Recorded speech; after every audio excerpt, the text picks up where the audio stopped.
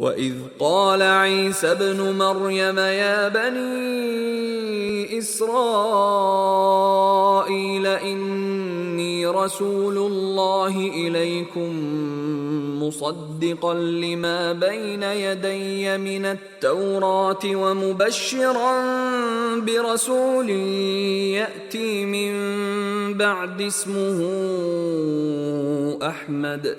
فلما جاءهم بالبينات قالوا هذا سحر मुबीन। और वो वक्त भी याद करो जब मरियम के बेटे ईसा ने कहा कि ऐ बनी इस्राइल, मैं तुम्हारे पास खुदा का भेजा हुआ आया हूँ और जो किताब मुझसे पहले आ चुकी है यानी तौरात, उसकी तस्दीक करता हूँ और एक पैगंबर जो मेरे बाद आएंगे जिनका नाम अहमद होगा उनकी बशारत सुनाता हूँ।